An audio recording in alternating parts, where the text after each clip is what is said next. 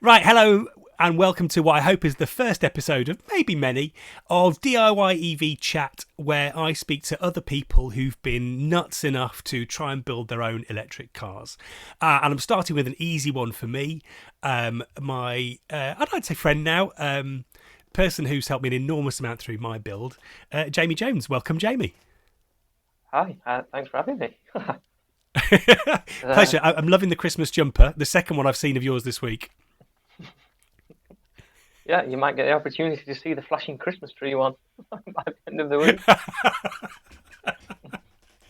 Fantastic. So, let's start off by finding out a bit about you, because people always ask me, what skills do you need? Do you have to be an engineer? Do you have to, know loads of stuff? Do you have to have done loads of car stuff in order to build your own EV?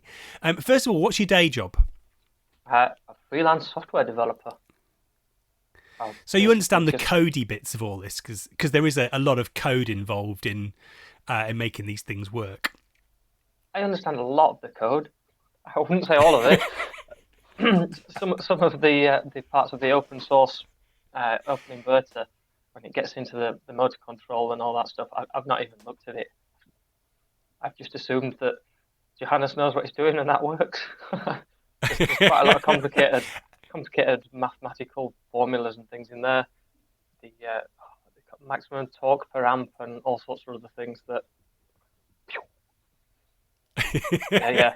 I'd have So to, I'd you have to can get sit by down without and yeah, you yeah, can get by without understanding all the algorithms and all the maths that goes into it. yeah. If you understand the basics and follow various well documented builds and guides online, it it's pretty easy to get a motor spinning with open inverter and one of the pre-built boards. And what about the other bits? What about the sort of the electronics and the more sort of heavy engineering side of this? Have you got much experience with electronics or fabrication? Um, yeah, I'd say I've always been a bit of a tinkerer. Uh, like for example, a few years ago, I strapped a motor to a skateboard without a motor controller, and it was just an on-off switch, which was really difficult to even set off on. Did this result in a hospital trip? No, so someone did fall off it. I'm not going to name names. And then from then on, anybody who had a go decided to sit down on it and use it more. Sat down and just pressed the button. Very, very wise, I would say. Very Yeah, wise. yeah. Uh, I also strapped a motor to my son's bicycle, and then Did your son have a say in this? um, I can't remember. It was it was a bike bought specifically for that. It wasn't his daily bicycling bicycle. It was one that I bought off eBay. It was cheap, £5 bike, and yeah, it was my first go at welding when I did that, and it And your welding's come on since then, has it? quite a lot. Yeah, it helps if you turn the gas on, which is something I learned quite quickly. The welds Yeah, I on think that we've were all made that mistake once or twice. yeah, the welds were bad. The corners weren't 90 degrees or even close. But yeah, and uh, then after that, I got him an Osset trials bike, and I thought Yeah, so this I've seen. You converted a gas trials bike to electric. it is yes. After getting my son an electric one, and it sort of made me think, hmm, you know, I reckon this wouldn't be too difficult. And then yeah, someone I used to work with had an old two-stroke gas in their garage for 20 years, and he let me have that for a few £100. So I picked that up. Just I think I must have had two, maybe three rides on it as a two-stroke, and it was so difficult to kick over and start it. And when it was running, it was smoky and noisy.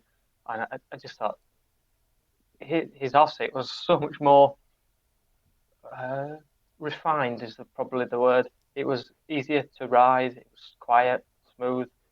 No one could tell you was like riding it. So yeah, so from then The, on, I I'm not sure if that makes a trials bike more or less scary. The idea that you could be out for a walk and this thing just creeps up behind you. You Well, normally hear yeah, them coming a mile off. you are only supposed to ride them on private land and places that you've got permission. Uh, and another thing, when I was riding it as a two-stroke, I fell off it and got my arm on the exhaust, and I got quite a painful burn on that. So that was another factor So you that decided made to me want swap to. the risk of burns for the risk of electrocution. Yeah. Yeah, I think you pretty much have to do something quite stupid to get electrocuted with I think it was a 72-volt battery I was using. Like, yeah, it was relatively safe, I think. Relatively safe. Was it safe to ride? I yeah, it was pretty fun to ride actually. It was well, I was not an expert at riding trials by any means, but whacked the throttle open and the front end came up. Uh, yeah, brakes sometimes worked. Being 20 years old, and yeah, it's pretty good.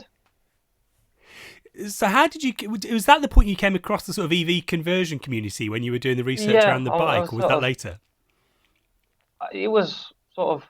I was partway through it, and I was started to just look on YouTube and forums, and I come across Endless Sphere, and that was more catered towards bicycles and e-bikes and that sort of thing.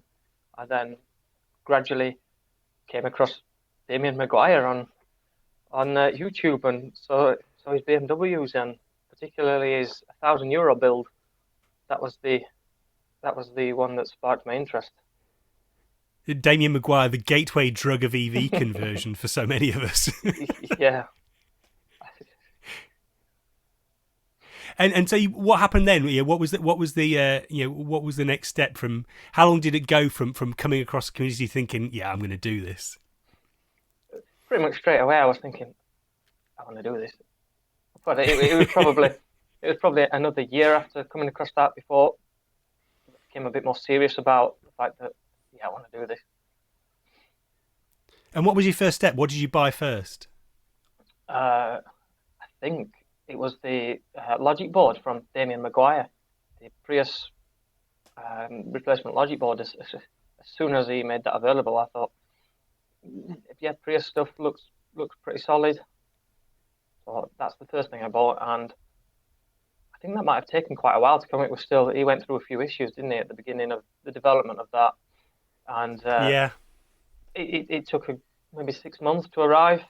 By the time he'd found someone to actually start manufacturing them, I think he discovered JLC PCB, and that's pretty much. I think that was the first thing I bought. The inverter might have been second. Possibly the motor, and then it sort of snowballed from there. And the motor's how you and I connected because we were both some of the first people trying to use that motor, particularly with the Prius inverter, Hmm. and continue to share both experience and pain with that combination. Um, when did you, or rather, how did you choose what car to do after that? So you started putting together bits. You got the motor spinning, I take it, and then bought Yeah, a car, or yeah. I think I had the motor spinning before I got the car. Yeah, I think so because you kept asking me when are you buying a car? When are you buying a car? So it sort of added the pressure of actually finding a car and buying a car to start. So, and how did you choose that car? well, car chose me, I guess you could say. It popped up on Facebook Marketplace just around the corner for £300. Uh, and it was a Beetle, a VW Beetle. I've always quite liked those, more so the older shape, but you know, budget. So yeah, this car popped up on Facebook, and the fella said he would even bring it round, 300 quid. So sold, pretty much Brilliant. the very next day. Uh, and what sort of shape was it in? Was it ready to go, or did it need much work? Bodywork wise, it was pretty solid, very little rust. I think there was just one patch of the sill that needed a little weld. The other issue was the rear brakes were binding, and emissions, failing on emissions. It failed the MOT Well, a that we couple of can days before I solve. bought it. Yeah, so I wasn't worried about the condition of the car. It was much less rusty than yours, and I was pretty much able to just jump straight in, Yeah, really. yeah. My tip is don't buy something that's lived by the seaside. It's in for 20 years if you want a quick conversion. Um, so you went for so you got the Prius Gen 3 inverter. Yep. We've both got the motor out of one of the motor slash generators out of an Yeah. Outlander. And then what did you do battery wise? So I think this might have been one of the last things I bought. It was a Golf GTE battery from the hybrid Golf. I think it's a plug-in. Uh, this was cheap on eBay. Again, another theme. I think that was £500 from someone brought it from Birmingham actually in the back of his car. Uh, so yeah, that's from a Golf, 8 kilowatt, 8.8 kilowatt hours. That's an incredible deal. 500 quid for that. I mean, and, especially considering when you bought it. I mean, prices are coming down a bit, but that's price per kilowatt hour. That's pretty special. That's And I will say it's a bit of a theme with you. Whatever I buy, you then go on to buy for about half the price. yeah, that's where I'm going to struggle to get a second battery pack. That's sort of now in my mind, I can't pay more than 500. And the cheapest I've been able to get anyone down to is 600. But That's still mhm, pretty good for 8.8 kilowatt hours. it is. I may go for that in the new year, possibly. Doesn't quite satisfy the Yorkshireman in you, but Yeah. and But what else? So yeah, that's your sort of core components: battery, inverter, motor. There's yep. obviously quite a bit to go in terms of hooking that up to the motor. What arrangement did you go for with the Beetle? So I've got the Outlander generator coupled with a solid coupler. So there's no clutch, no dampening in there. It's just a solid metal splines at one end, splines at the other, onto the original gearbox of the Beetle. 5 speed generic manual gearbox. And where did where did the coupler and the sort of adapter plate come from? Did you make that? You design that, or get that made up? Yes. So originally, I tried to make that myself with not a very good outcome. Uh, I probably would be able to do better now. I've got a bit more experience fabricating metal and that sort of thing. But uh, so I got the clutch plate from the Beetle, the original clutch plate. I kept that, took the center out, and got another clutch plate. I think it was a Ford, an old Escort from memory. So the two clutch centers and welded them together. Not very well.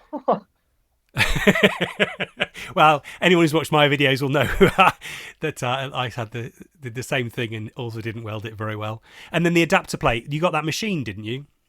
I did, having put the gearbox on end and then the motor on top and started running it. The motor was sort of had a wiggle on from side to side. This is not going to do. So I put out a request on Facebook, and someone local had just started out as a machine shop for himself, and he just bought a £30,000 worth of CNC milling machine, and he said he'd do it for me at cost price if I just paid the cost of the block of aluminium. So I was down at his unit, I think 3 4 days before Christmas last year, heaving a motor and a gearbox out of my boot and dumping it in his unit where he'd not even finished sweeping up from the previous tenant. The machine, his CNC machine, had not arrived, and I was dumping a gearbox and motor running. Wow. But yeah, But you got there in that the end. sort You of got offer. it all bolted up. Yeah, yeah. So when he brought it round, it's a lovely piece of aluminium, and it bolts in perfectly. It's much better than I could manage at home with hammer and a drill and a welder. That's not to say Which you I'm can't about to. manage.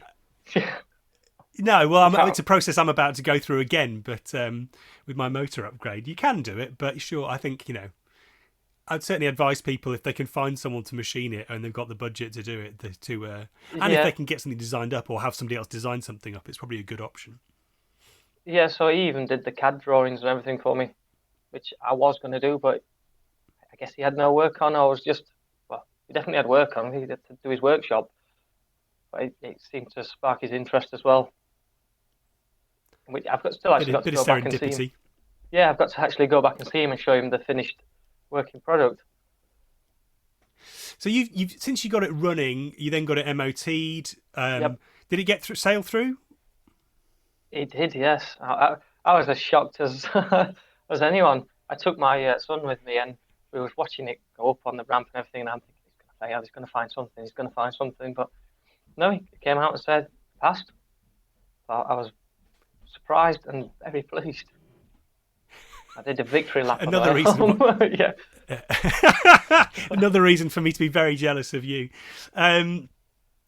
What? So, and then since then, you've been driving it around. You've Yep. made some upgrades recently. I know you're a bit ahead of me in terms of adding heating.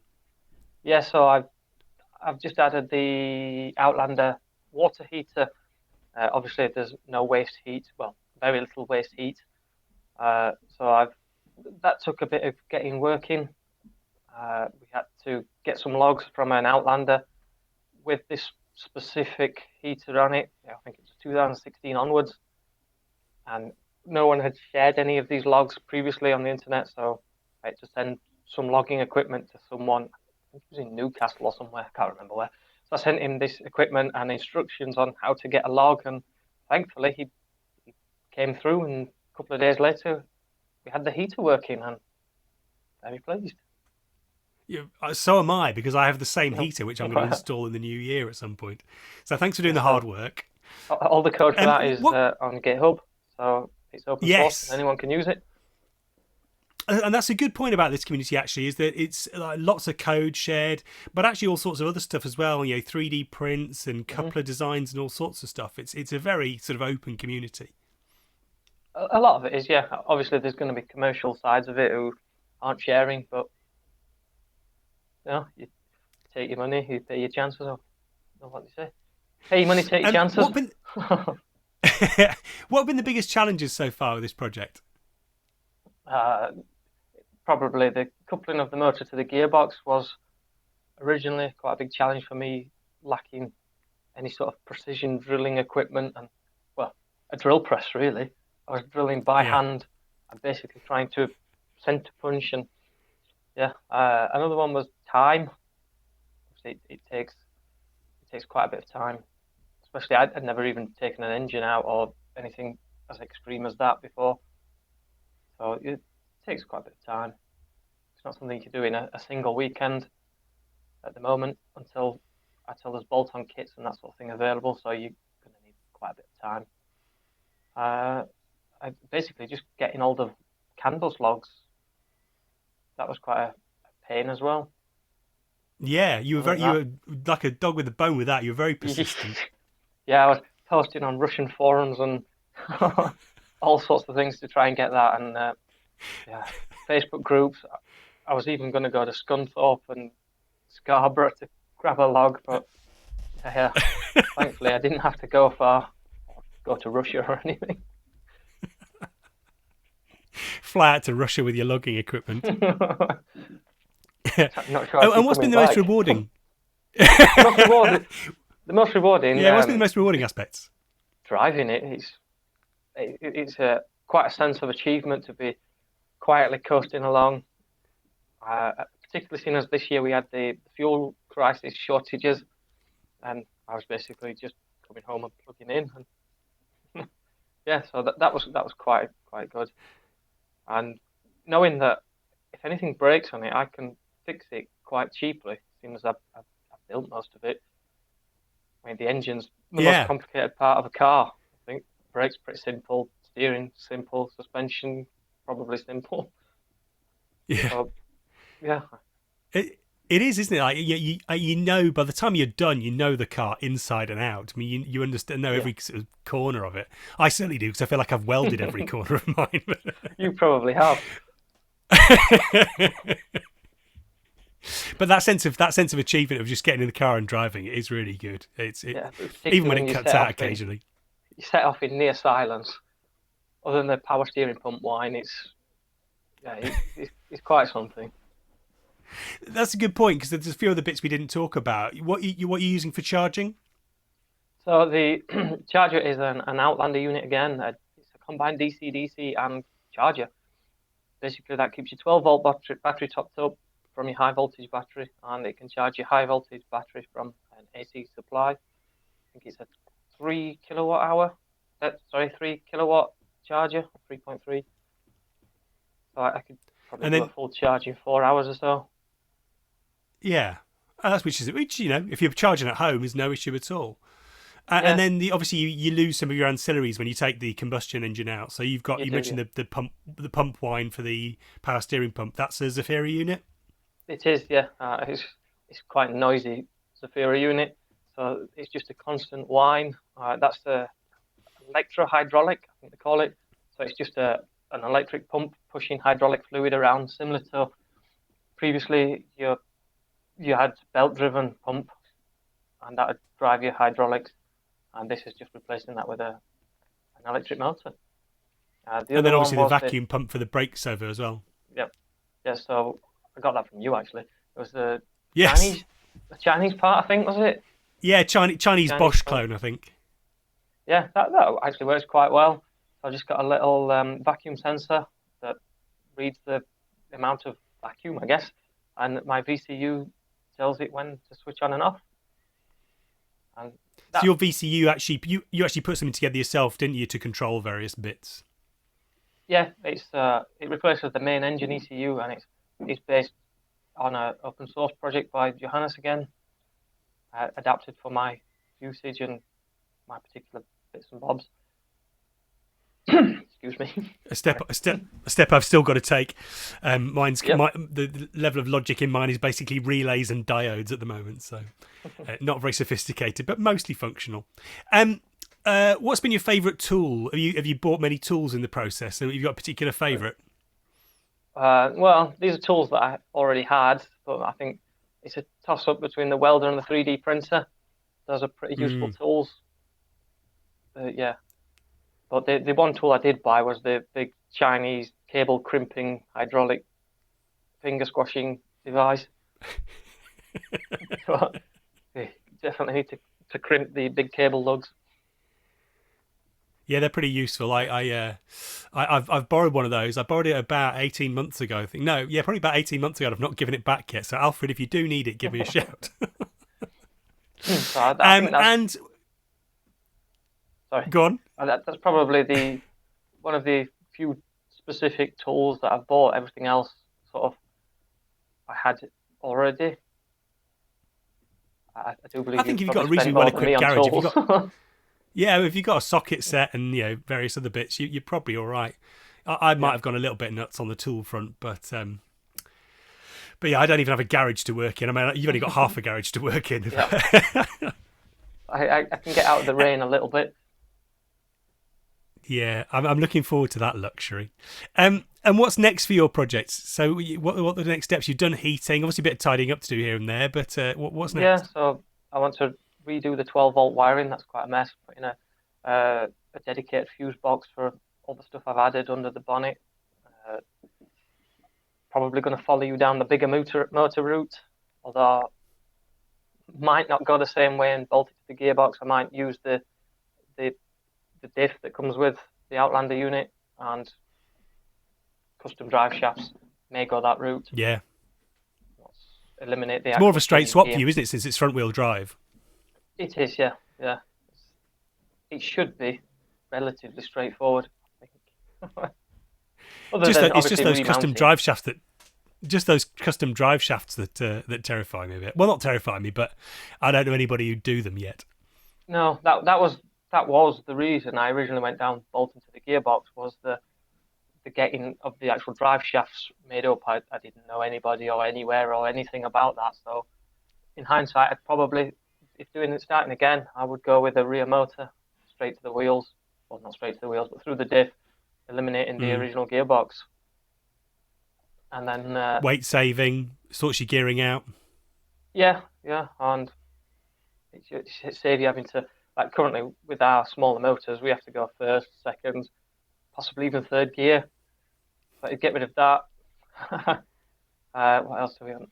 I definitely want to replace the power steering pump. I want to replace that with an electric one. Either I think VW's later models have got an electric power steering rack. That whine really does annoy me now. Everything else is quite quiet.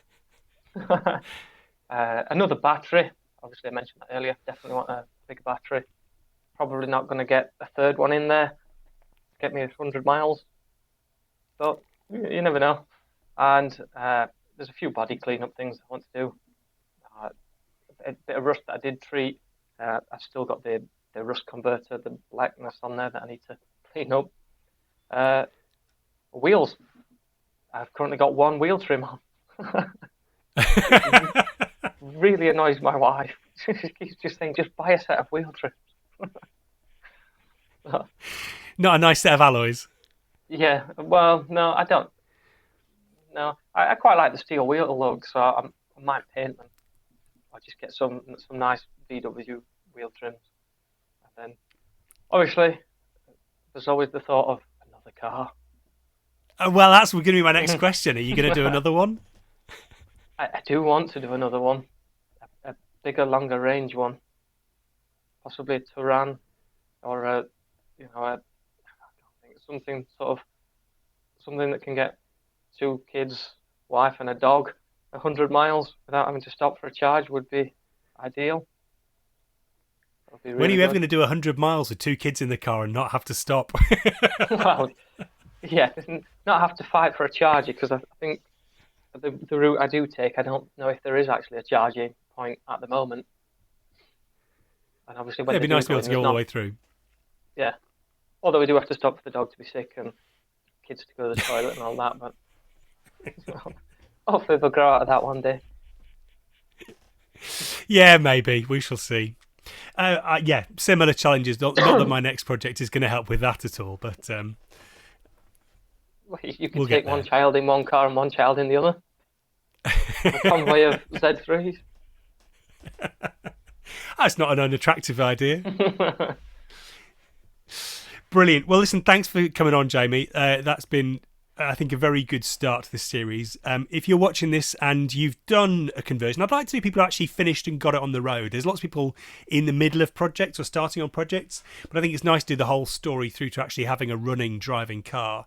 So if you're in that position and you'd like to do one of these chats, then give me a shout. And you could be the next person up on this DIY EV chat. These videos I'll be interspersing between my own project stories. Weather and work and all sorts of things mean that those maybe don't come out as often as I'd like. I'm aiming for every 2 weeks, but can't guarantee it. So I'll try and do some of these from the warmth of my workshop in between. So thanks again, Jamie, for coming on, being the first person on. No problem. And fingers crossed this is the first of many. Happy Christmas as well. You too. Talk to you later. Bye. Bye.